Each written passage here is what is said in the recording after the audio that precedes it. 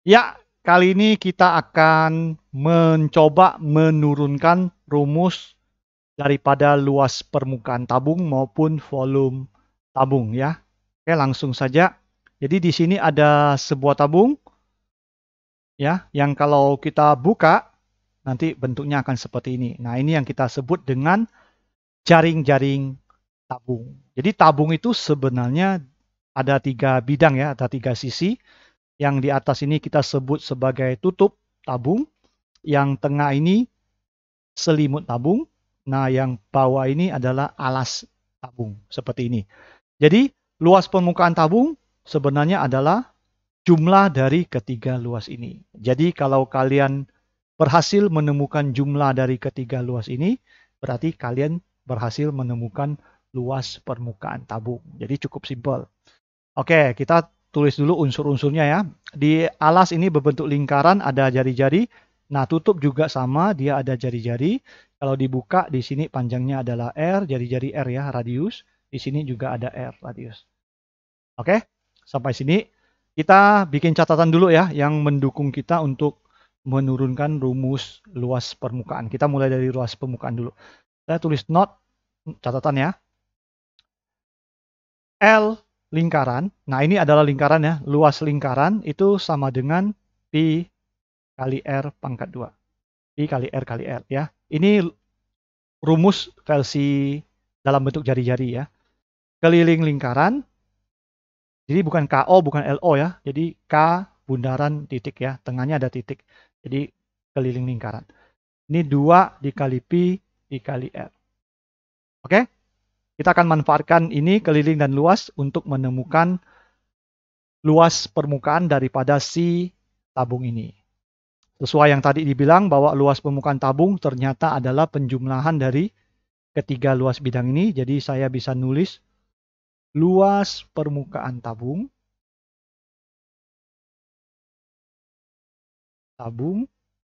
itu sama dengan yang atas saya sebut aja L tutup ya. L menyatakan luas ditambah yang tengah itu L selimut dan yang di bawah itu saya sebut L alas. Oke.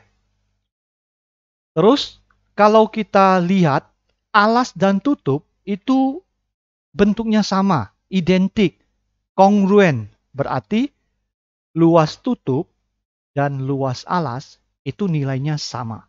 Jadi ada dua buah yang sama nih. Lebih gampangnya lagi saya menuliskan dalam bentuk sama dengan 2 dikali luas lingkaran karena dia berbentuk lingkaran. Ya. Terus untuk luas selimutnya kita lihat bentuknya persegi panjang. Jadi saya tulis luas persegi panjang. Oke. Tinggal masukkan aja ya. Luas lingkaran sudah ada catatannya, pi r kuadrat. Berarti 2 dikali pi kali r pangkat 2 ditambah persegi panjang, luas persegi panjang. Nah ini yang jadi masalah karena kita belum menemukan berapa panjang dari persegi panjang ini. Kalau lebarnya kita tahu ya, lebarnya itu dalam bentuk T ya. Lebarnya itu adalah sejauh T, sepanjang T. T adalah jarak dari tutup ke alas, itu tinggi tabung. Nah, panjangnya gimana? Ingat, kalau jaring-jaring ini kita lipat kembali, kita bentuk menjadi tabung, maka panjang ini pasti akan menutupi lingkaran yang di bawah dan lingkaran di atas. Ya, lingkaran di bawah dan lingkaran di atas. Artinya, panjang garis ini itu akan sama panjang dengan keliling lingkaran ini. Karena dia mengelilingi lingkaran ini. Berarti panjang ini yaitu keliling lingkaran. Keliling lingkaran apa? 2πr. Jadi panjang ini adalah 2πr. Ini juga sama ya, di atas juga 2πr. Ini adalah T. Jadi kita bisa mendapatkan luas persegi panjangnya, yaitu panjang kali lebar. Panjangnya adalah 2 kali pi kali r, tingginya adalah T. Lebarnya adalah T. Oke ya, kita rapikan lagi, berarti sama dengan 2 kali pi kali r kuadrat ditambah 2 dikali pi kali r kali T. Inilah rumus luas permukaan tabung ya. Ada yang mengatakan luas permukaan tabung, ada yang mengatakan luas sisi tabung, ada juga yang langsung luas tabung. Ya, oke, tidak ada masalah. Nah, bentuk lainnya kita coba ubah ke bentuk lain lagi, yaitu dengan memfaktorkan ya, karena ada unsur yang sama, ada faktor yang sama. Faktor yang sama adalah 2πr, di sebelah kiri ada 2πr, di sebelah kanan juga ada 2πr. Jadi unsur yang sama 2πr kita keluarkan. Jadi 2πr keluar, sisanya siapa? Di sebelah kiri ada R dan di sebelah kanan ada T. Nah, ini adalah bentuk lain daripada si luas permukaan tabung. Oke, jadi tinggal dipilih mau pakai yang ini oke, mau pakai ini oke. Tergantung kalian lebih gampang hitungnya yang bentuk apa. Selesai untuk penemuan rumus luas permukaan tabung. Nah, secara tidak langsung kita juga mendapatkan atau berhasil menemukan luas yang ini, yang saya arsir ini. Nah, luas ini adalah luas selimut tabung. Jadi kita juga bisa tarik kesimpulan, luas selimut kerucut, luas selimut tabung itu sama dengan yang berbentuk persegi panjang ini ya, berhasil kita temukan tadi adalah 2 dikali Pi dikali R dikali T. 2πRT. Cukup mudah untuk ingat. Ini adalah rumus mencari luas selimut tabung. Kenapa perlu kita tuliskan juga? Karena dalam soal atau permasalahan yang kita temukan, tidak selalu harus menghitung luas tabung yang asli ya. Tapi bisa aja dia tabungnya cuma tabungnya bolong, tidak ada tutup. Jadi hanya tabung tanpa tutup. Nah, kalau tabung tanpa tutup, kita nggak boleh pakai rumus yang ini. Nggak boleh pakai rumus ini. Tapi kita harus modif dengan menghilangkan tutupnya.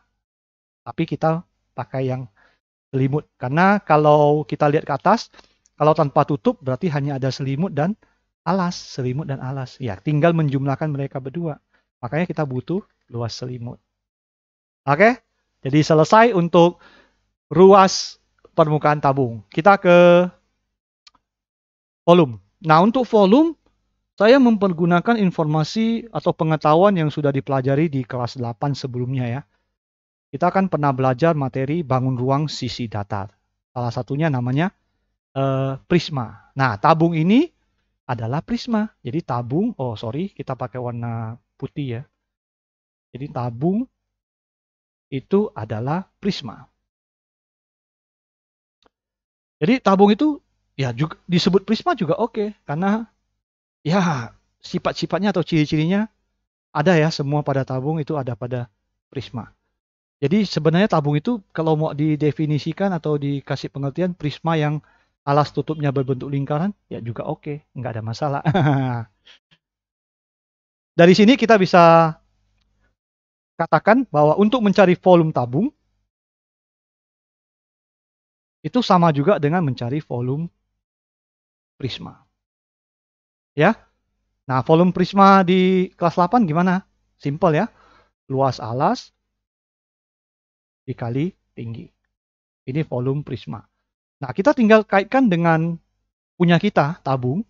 Alasnya itu berbentuk lingkaran. Jadi luas alas sama juga dengan luas lingkaran. Nah, luas lingkaran kan kita tahu. Jadi Pi R pangkat 2, tingginya adalah T.